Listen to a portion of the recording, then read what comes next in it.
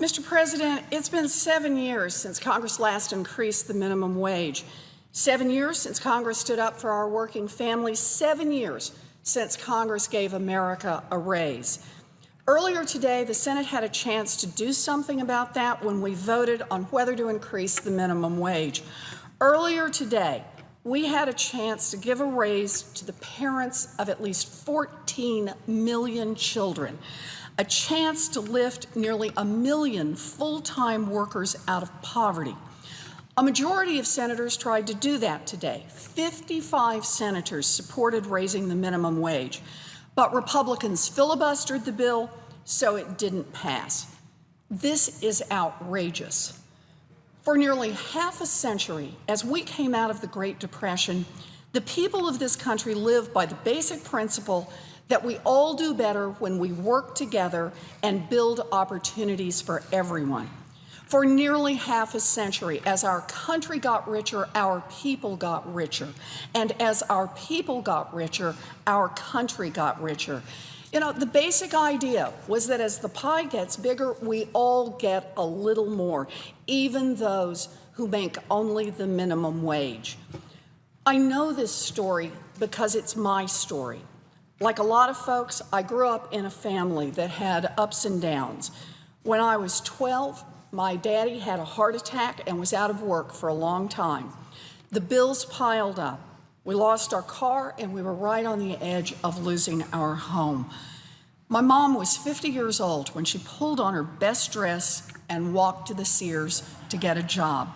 It paid minimum wage, but back then, a minimum wage job was enough to keep a family of 3 above water. And that's how it was for us.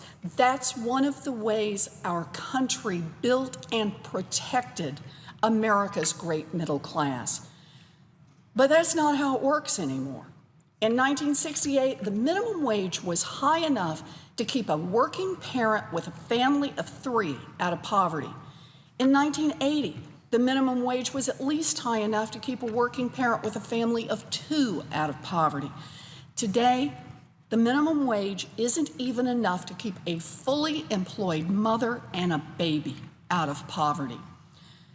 Something is fundamentally wrong when millions of Americans can work full-time and still live in poverty.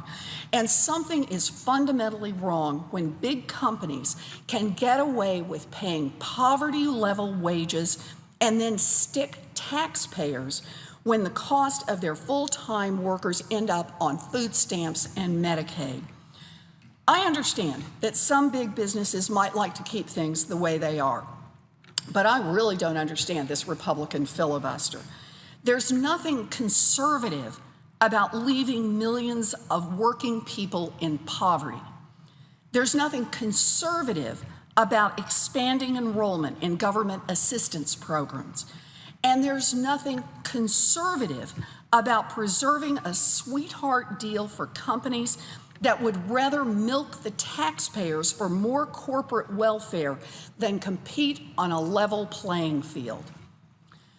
So I'm disappointed about what happened today, but I am also hopeful. A majority of the United States Senate, Democrats in the United States Senate, voted to honor work, to honor the people who get up every day and bust their tails to try to build a better life for themselves and for their children. This is an uphill fight, but it isn't over yet. It took us 4 months and many Republican filibusters before we finally convinced a handful of our Republican colleagues to support an extension of emergency unemployment benefits. But we passed that bill in the Senate, and we will pass this bill too.